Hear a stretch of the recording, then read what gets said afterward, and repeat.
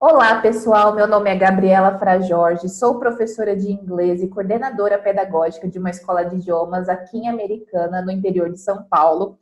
E hoje tem uma convidada muito especial, que foi minha amiga, né, colega de turma, da turma de letras, Jéssica Toledo, que também é professora de inglês. E hoje a gente vai ter um papo, vai conversar sobre ensino remoto para crianças e para adolescentes também. E vamos ver o que vai dar esse bate-papo, Jéssica? Vamos lá. Oi, pessoal, tudo bem? Então, eu sou a Jéssica, eu estudei com a Gabi, só que a minha área é mais, desde o começo da minha carreira, foi mais voltada para o público infantil. Então, tem 10 anos já que eu trabalho, eu já atuei em outras áreas também, de coordenação pedagógica, mas eu sempre mantive meu pezinho ali, trabalhando Uhum, com as crianças, que é a minha grande paixão. uhum. E eu sou professora de inglês, assim, de várias idades. Então, eu dou aula para criança, dou aula para adolescente e dou aula para adulto. Agora, né, com a coordenação pedagógica, então eu estou dando menos aulas, então eu estou me dedicando mais a cuidar de todos os alunos no geral. Bom, Jéssica, veio a pandemia, né? Os professores aí não estavam preparados para toda essa tecnologia, para gravar aulas, para poder ensinar remotamente. E aí eu vou começar falando pro pessoal que está assistindo aí de casa, o que eu fiz aqui na escola de inglês que eu trabalho, tá? Então, vamos lá. A gente tem grupos de crianças, a gente tem grupos de adolescentes. Basicamente, a gente sempre teve aulas presenciais para essa faixa etária. Então, assim, não existia o ensino remoto para crianças e adolescentes, né? Por causa da interação e tudo mais. Quando veio a pandemia, a gente já tentou se adaptar para que eles não ficassem sem aula, né? Então, a gente já fez reunião. Como que vai fazer? Vai gravar aula? Vai ser aula ao vivo? Tananã, tananã. E aí a gente decidiu um jeito que a gente achou que ficou bom. Então, normalmente as crianças, né, as kids, elas têm 2 horas de aula de inglês por semana. Então, às vezes, um dia só de 2 horas ou 2 dias de 1 hora. E aí a gente fez assim: 1 hora a teacher grava todo o conteúdo, toda a matéria da aula, né? Que normalmente dá uns 45 minutos de aula, 50 minutos, até 1 hora de aula, explicando sobre todas as coisas que as crianças têm que aprender. E aí, depois, um outro dia da semana, a gente tem um encontro ao vivo, assim como a gente está fazendo aqui, tá? Por exemplo, eu e mais 5 crianças, né, juntas aí na sala virtual. E aí a professora corrige a lição junto, consegue compartilhar a tela.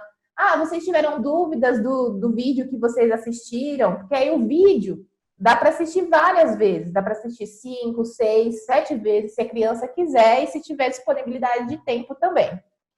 E aí, durante essas aulas ao vivo, a gente trabalha muito com gamificação. Eu não sei se você conhece essa terminologia que é meio português e inglês, né? De games, gamificação.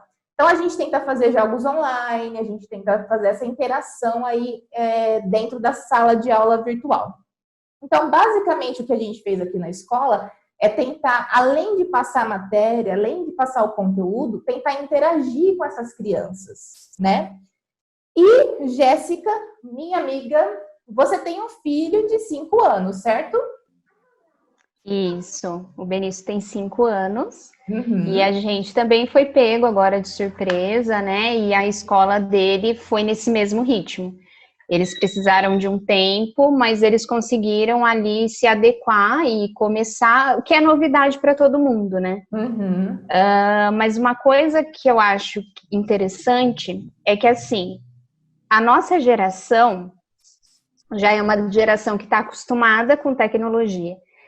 Mas a gente geralmente entrou nesse mundo um pouquinho depois. Eles não, né? Eles já nascem no meio da tecnologia. Então não é uma novidade tão grande para eles. Uhum. Talvez essa novidade seja grande para os pais. Para as Uhum. crianças, eu acho que é uma oportunidade e tanto. Uhum. Porque é uma coisa que eles já estão habituados, é um ambiente, o ambiente virtual é um ambiente que eles se sentem confortáveis. E às vezes os pais, eles têm uma resistência com as crianças pequenas, né, de falar, ah, não, eu vou cancelar a escola, ah, não, não vai aproveitar, ah, cidade, para quê? Deixa para lá. Só que tudo que a gente está vivendo é muito novo, e a tecnologia, nesse momento, está servindo para aproximar as pessoas, mais do que nunca, né, sempre foi, né, sempre teve esse viés, mas eu acho que nesse momento é muito importante para as crianças. Como você disse, você entra ali, os professores da escola, eles entram e estão todas as crianças ali. Então, é uma oportunidade de ver como é que estão, é uma oportunidade de conversar, de brincar, de falar, de participar de um jogo, de ter essa interação. Porque é uma época diferente, a gente está vivendo um isolamento social. Até eu vi esses dias uma coisa interessante, que o pessoal estava falando, não é isolamento social, é isolamento físico. A gente tá se isolando fisicamente das pessoas, mas socialmente não. Porque a gente consegue utilizar as aulas de maneira que as crianças socializem. É lógico, os especialistas vão falar, mas não é a mesma coisa do que a criança. Não é a mesma coisa. Não é a mesma coisa, mas não deixa de ser importante, né? Na verdade, assim, é melhor do que nada. Tem algumas escolas, assim, principalmente as públicas, que elas não estão nem oferecendo aulas online. Então, assim, elas passam, às vezes, um site, passam lições, e aí a galera tem que fazer, né, as lições de casa e entregar, mas eles não estão tendo essa interação que a gente está tendo, esse contato com os alunos. E assim, lógico que tem muitas diferenças entre uma aula ao vivo, né, e uma aula gravada, mas eu acho que essas duas coisas, elas se complementam. Então, quando a gente está falando de criança, tudo que é mais dinâmico é melhor. Então, às vezes, as aulas gravadas, elas são um pouco mais boring, né, são um pouco mais chatas para as crianças, e as aulas que têm mais interatividade, elas acabam sendo mais dinâmicas e mais atrativas para as crianças. Como que tem sido, então, na escola do Benício, Gé? Como que tem... Ele está tendo a mesma carga horária de aula? Foi dividido? Não. Os encontros virtuais, na escola dele especificamente, duram 30 minutos. Que eu acho que é um tempo bom para a idade dele, porque, assim, a hora que começa a cansar, já está acabando mesmo. Então, 30 minutos é um tempo suficiente. Fora os encontros online, aí tem a lição. E aí que entra um campo delicado dessa relação de escola e pais nesse momento. Porque daí vem aquela coisa, ah, mas então eu pago escola para eu ter que fazer a lição com meu filho? E aí que essa relação que tá tendo um pouquinho de atrito, não tô falando aqui especificamente da escola do meu filho, isso eu tô falando do que eu vejo aí num geral, né, de todas as mães que eu converso, de pessoas do Brasil inteiro. Então o pessoal tá muito assim, ah, mas eu que vou ter que fazer, eu que vou ter que ensinar. Então essa relação aí que eu acho que tem que ter uma comunicação e que acho que todo mundo vai ter que aprender a lidar com o que a gente está passando. A gente não sabe, né, quando que as coisas vão voltar ao normal, qual vai ser, né, tá se falando muito nisso, o novo normal, talvez nunca volte do jeito que a gente achou, do jeito que a gente estava acostumado, né? A gente não você sabe falou ainda. uma coisa muito importante e que eu, assim, me sinto na obrigação de falar, né? Eu posso desapontar algumas pessoas que estejam assistindo esse vídeo, mas, assim, principalmente com crianças, né? Porque o adolescente, ele tem já a rotina de estudos, ele já tem uma consciência maior do que ele tem que fazer, né? De responsabilidade. A criança, ela não está acostumada, ela não tem esse senso de autorresponsabilidade. Então, assim, eu vejo muitas críticas, os pais criticando, assim, muito os professores e as escolas, mas a gente tem que ter uma flexibilidade para entender que está todo mundo se adaptando. Eu acho muito, muito chato quando eu vejo na internet o pessoal falar, ah, esse ano foi perdido, meu filho não aprendeu nada. Ah, então eu tenho que trabalhar e ao mesmo tempo assistir aula e ainda fazer lição com as crianças. Ok, eu entendo. Realmente tem pais que estão sobrecarregados, que às vezes não tem uma ajuda, não tem uma tia, não tem um tio, às vezes, que ajuda a olhar da criança. Mas, assim, a partir do momento que você tem uma criança na escola, que que agora está em casa, né? A professora ou o professor vai fazer de tudo para que o conteúdo seja passado da melhor maneira possível. Agora, quem que vai gerenciar tudo isso realmente, né? Agora são os pais. Antes, a escola, mas agora os pais. E eu acho muito legal que os pais, eles consigam enxergar, né? Ter uma noção da dimensão que é, né, uma estrutura escolar. Então, a coordenação, o professor tem que preparar a aula, tem que fazer lição, tem que corrigir lição. E aí eu queria saber de você, Gé, o que você acha sobre isso? Você acha que o pai ele tem que culpar a escola ou ele tem que se autorresponsabilizar pelo próprio filho? Eu, eu percebo o seguinte, como mãe e professora, a gente consegue ver, talvez, as coisas de dois lados que os pais que não são da área de educação não enxerguem dessa maneira. Então, é como você falou, é uma adaptação para as crianças, é para os pais e para os professores. Ninguém está acostumado com nada do que está acontecendo. Então, é normal que no começo tenha que fazer, né, ali alguns ajustes. Às vezes tem coisa, olha, não está funcionando. É legal levar esse tipo de crítica construtiva para a escola, né? De falar, olha, conversei com todas as mães estão de acordo, tal ponto não está funcionando. Escola, o que a gente pode fazer?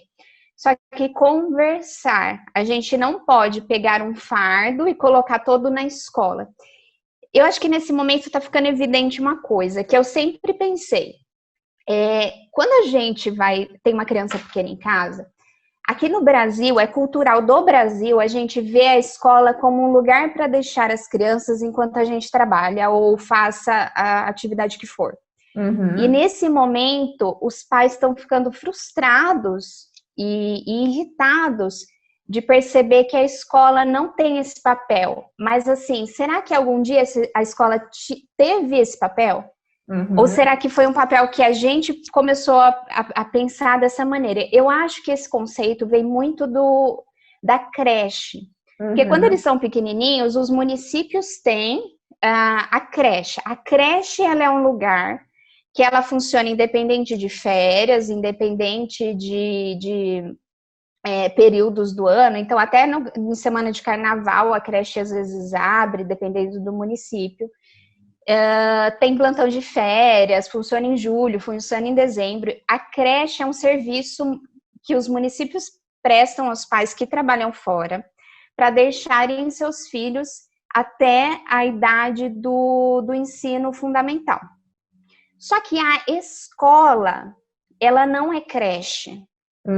A escola, ela tem a obrigação de oferecer para os seus alunos 200 dias letivos. Se eu não estiver errada, se alguma coisa mudou nos últimos tempos, mas da última vez que eu atuei em escola, eram 200 dias letivos. Se a gente pensar em 200 dias letivos e pensar que desses dias letivos, às vezes seu filho vai ficar doente, às vezes ele vai precisar faltar, não adianta os pais brigarem com a escola toda vez, por exemplo, que a escola emenda um feriado. Porque a escola já pensou nisso no começo do ano para oferecer os 200 dias letivos, que são obrigatórios. Então, dias letivos é o que a escola tem a obrigação de oferecer, de disponibilizar. Então, se o ano tem 365 dias, a gente já tem que pensar que são 165 dias do ano que a gente vai ter que se virar.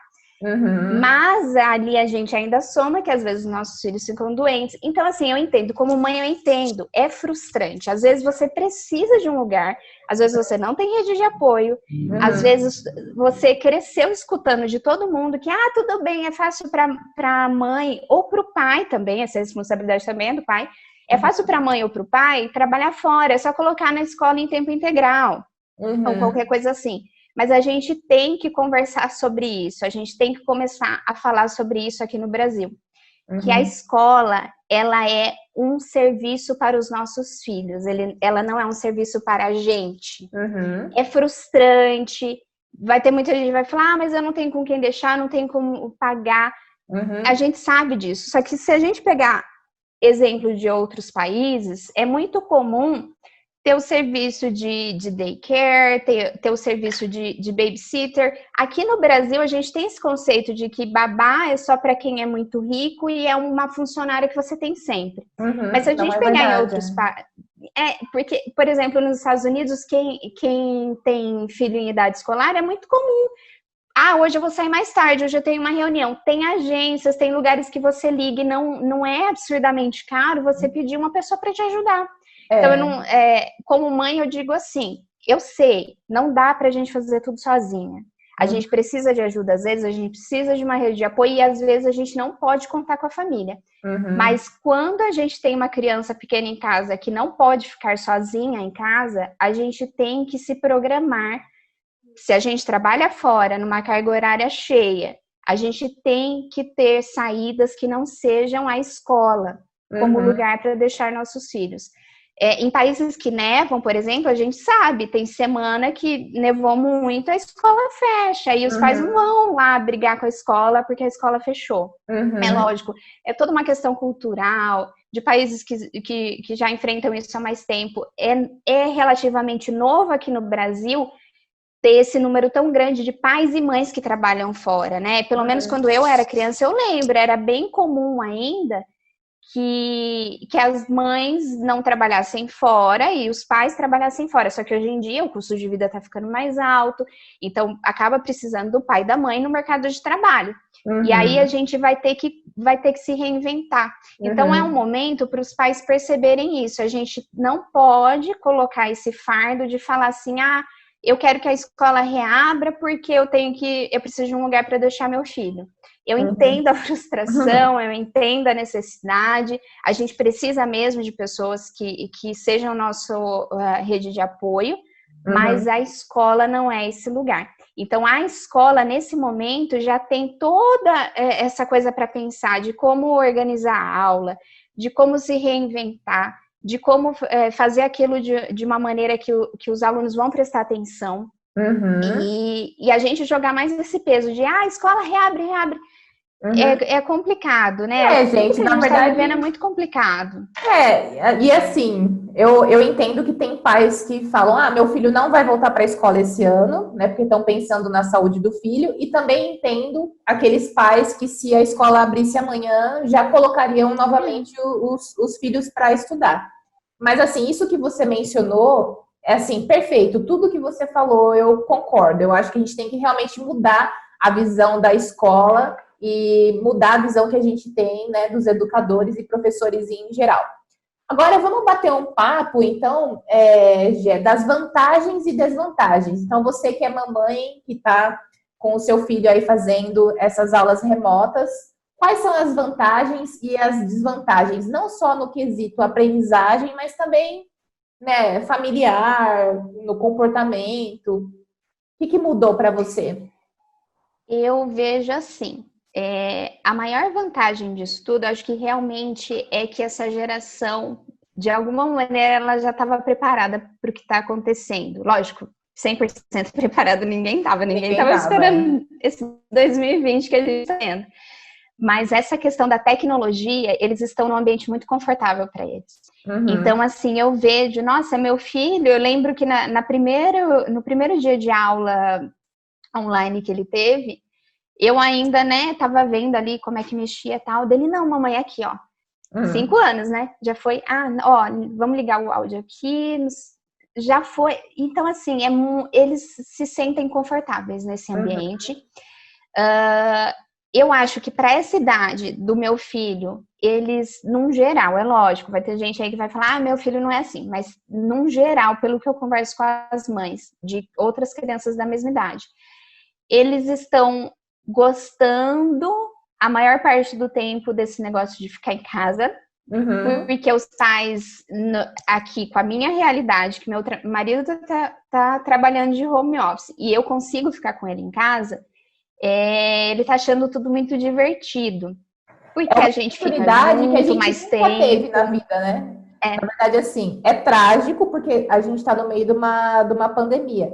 Mas é uma oportunidade que a gente nunca teve na vida. Então, assim, com pai e mãe trabalhando, às vezes um sai de férias, o outro não. Até mesmo, né, as mães ficavam em casa, né? Minha mãe, ela ficava em casa quando eu era criança, mas meu pai trabalhava muito, então eu não lembro de muitos dias assim com meu pai e com a minha mãe dentro de casa, me ajudando a fazer lição, sabe? Então, assim, é uma coisa que vai agregar muito valor, eu acho, para essa nova geração. Então, eles vão ter um conhecimento diferente, uma visão diferente desse senso familiar, né? De estar junto com os pais, e junto com a escola, e junto com os pais dentro de casa.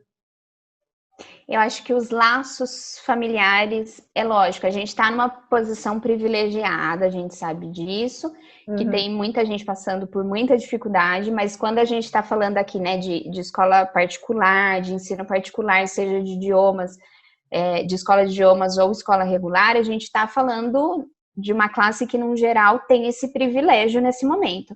E eu acho que para essas crianças que estão tendo esse privilégio, tá sendo muito legal, porque não tem aquela correria de acordar cedinho e coloca o uniforme, toma o café da manhã correndo. Ah, eu tô com preguiça hoje, mesmo assim tem que ir. Então, assim, é confortável, é calmo, a gente consegue acordar aqui num ritmo muito mais calmo em casa, aí troca a roupa, liga ali. A aula também é interessante, que para as crianças, os professores, eles realmente se reciclem, preparem uma aula interessante para essa idade, né? E ver eu acho que o mais importante da aula online nesse momento é poder ver os colegas, é manter esse vínculo, ver a professora, conversar com alguém que não é aquela pessoa que está ali o tempo todo com você em casa, né? Então, né, eu acho que dá um ânimo para a criança mesmo, né? De poder entrar ali, ver o amiguinho, é super legal, né? O amiguinho que ganhou irmão, o amiguinho que perdeu o dente, né? Então, eles conseguem ter essa interação. Até porque a gente está vivendo o isolamento, né, social, então as crianças elas não estão podendo sair muito para ver gente mesmo, para ir no parquinho, não pode descer nem no prédio, que é perigoso. Então, essa questão da convivência online, mesmo que seja remota, ela é muito importante. Então, assim, tem algumas desvantagens, mas eu acho que nesse momento, como solução, as vantagens são, assim, são ótimas também, né?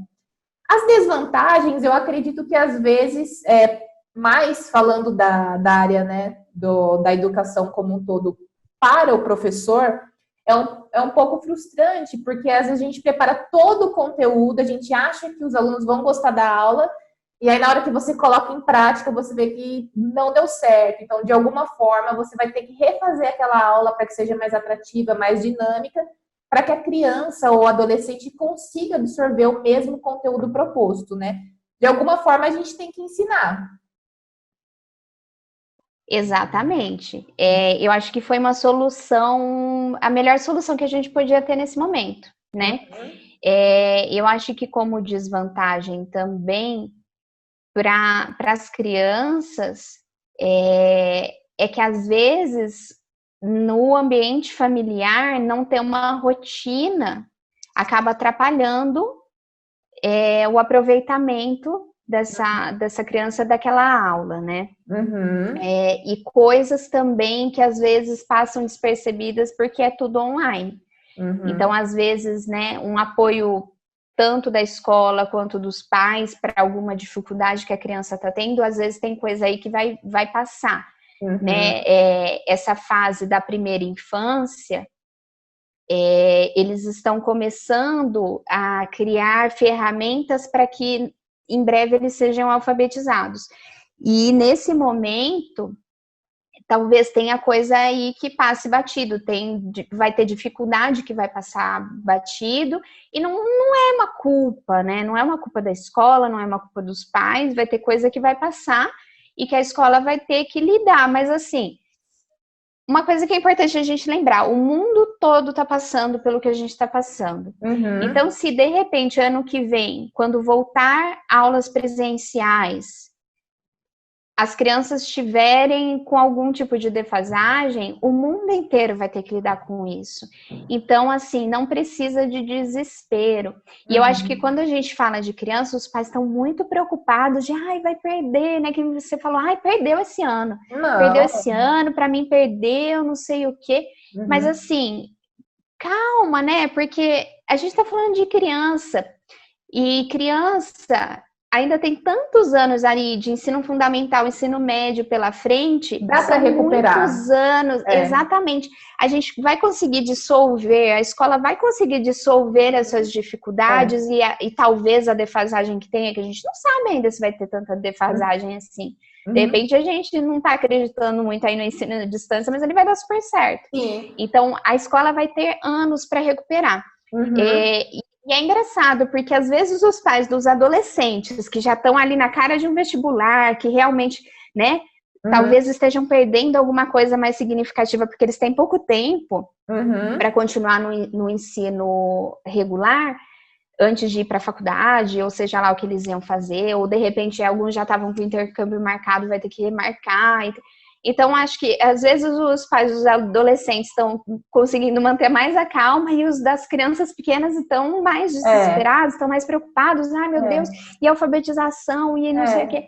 E calma, gente, tem muito tempo pela frente, tem que né? ter calma, né? Então, assim, dicas que a gente poderia dar. Tem que ter calma, tem que ter flexibilidade, tem que ter paciência. Você tem que ser uma pessoa um pouco mais amorosa para com o seu filho, para com o educador, para com o professor, né? O professor, para a criança, na visão da criança, é como se fizesse parte da família. Ele ama o professor, entendeu? Ele ama os amiguinhos de sala. Então, aquela fase é uma fase toda especial. Então, assim, evite xingar perto do seu filho ou reclamar toda hora do ensino online. Se você quer que o seu filho fique feliz e satisfeito com as aulas remotas, não reclame perto dele, procure uma solução. Então, assim, a gente como educador, a gente tem que propor uma solução para os problemas, né? Então, assim, se os pais procurarem também uma solução carinhosa, né, uma solução com paciência aí para as crianças, lógico que cada criança aprende de um jeito diferente, eu acho que tudo vai dar mais certo. E assim, lógico que a gente não vai falar disso agora, porque realmente é um vídeo inteiro só disso, mas quem está lá para fazer vestibular está muito mais prejudicado. Então, quem está no terceiro ano do colegial, né, do ensino médio, está muito mais prejudicado. Então, assim, realmente a gente tem que ponderar a situação e pensar com calma, né? Valorize o professor do seu filho. Se você tiver dúvida, não chegue com pedras nas mãos, chegue com sugestões, sabe? Pergunta como que está indo o seu filho na aula remota. Às vezes você, como pai, tem uma visão, mas o professor tem uma outra visão. Então, peça feedback, né? Peça retorno, peça conselhos. E assim, juntos a gente vai conseguir construir um melhor futuro, uma educação mais clara, mais transparente e com mais oportunidade para todos, né? E assim, eu gostaria de enfatizar que realmente nós somos privilegiados. Então, assim, o seu filho, né? As crianças que fazem inglês aqui na escola, o pessoal está tendo aula online, ali a escola está por trás, trabalhando muito, muito, muito, muito. E a gente sabe que às vezes tem escola que está totalmente parada, escola pública, que as crianças não estão fazendo atividade, não estão assistindo aula, que os pais realmente não têm com quem deixar a criança, que os pais dão duro demais para trabalhar. Então, assim, é tudo muito complicado e cada caso é um caso, mas assim, seja mais amoroso com o seu filho, tenha mais paciência nessas aulas online. E assim, valorize o que você tem hoje, pense no presente, não pense no futuro. Pense no hoje e o que você pode fazer pelo seu filho e, né, pela educação dele. Bom, Jéssica, você gostaria de finalizar com algum comentário? Se eu pudesse dar um conselho para todos os pais agora, seria exatamente isso que você falou, né? Tratar com educação e com amor aqueles que também têm um papel importante na vida do seu filho. E ter paciência, não é momento da gente ser duro, nem escola e nem pais. A gente tem que ser flexível, todo mundo tem que se unir agora e ser flexível uns com os outros. E se você não acredita naquilo que está acontecendo, como você disse, eu não acredito na aula online, eu acho isso tudo uma baboseira. Eu tô vendo muita gente falando, é só preencher linguiça. Só preencher linguiça para continuar cobrando a mensalidade. Eu como professora, eu me sinto assim, humilhada, sabe? É só porque dá muito trabalho, né? É só preencher linguiça. Essa encheção de linguiça tá dando muito trabalho. Então, assim, pense que lá do outro lado tem um profissional. E é um profissional que ele escolheu fazer da vida dele participar da educação do seu filho e de todas as outras crianças. Então, assim, se você realmente, depois disso tudo que está acontecendo, você continuar achando que foi muito ruim, que a professora foi muito ruim, a escola foi muito ruim, muda seu filho de escola. Porque não é porque é online, assim, se realmente, eu não duvido que talvez tenha alguém aí que vai assistir a gente e vai falar, não, mas realmente está muito ruim. Então, se está tão ruim assim, talvez é a hora de você pensar como, se o seu filho está numa instituição privada, se você tem como mudá-lo para outra instituição e você realmente está vendo que está ruim demais, talvez seja a hora de você repensar. Agora, coloca ali numa balança, será que está muito ruim ou será que eu que estou frustrada porque eu queria que a escola fosse presencial porque eu preciso de um lugar para deixar meu filho e nesse momento eu estou usando a minha frustração para não acreditar no serviço daquele profissional que está ali tentando dar continuidade aos estudos do meu filho. Então, analisa um pouquinho, pensa um pouquinho antes, né? É uma frustração minha, pessoal, porque tudo isso está acontecendo e eu queria que tudo estivesse normal, que eu estivesse levando meu filho para a escola, ou realmente é uma frustração porque o serviço que eles estão me oferecendo não está com uma qualidade suficiente. Então, assim, e tenha rotina. Tenha rotina. Se a escola do seu filho disponibiliza ali as aulas num horário X, eles estão tendo a rotina do lado de lá, mantenha a rotina você também. Coloca a criança para dormir cedo, né? Não é porque tá em casa que vai dormir todo mundo 3 horas da manhã e acorda, faz uma aula, depois volta a dormir porque não deixa o ambiente para o seu filho ficar tão bagunçado assim. E dentro daquilo que você pode oferecer, que o ambiente seja silencioso, que seja todo dia no mesmo lugar, acorda antes o seu filho, troca a roupa, cria uma rotina dentro do seu possível com ele e acredita naquilo, no serviço que estão te oferecendo, porque tem um profissional do outro lado que, como profissional, ele está trabalhando e você descreditar aquilo que a pessoa está fazendo com tanto esforço, às vezes pode ser frustrante, né? A gente tem que ter empatia para todos os lados. Os professores têm que ter empatia com as famílias têm que ter empatia com a escola e com os professores e os coordenadores também. Bom, Jéssica, então eu acho que falamos bastante. Acho que a gente vai ter que fazer parte 2 desse vídeo, porque muitas pessoas vão querer assistir aí a nossa parte 2. Então, pessoal, espero que tenham gostado. Qualquer dúvida, manda aí pra gente, escreve nos comentários.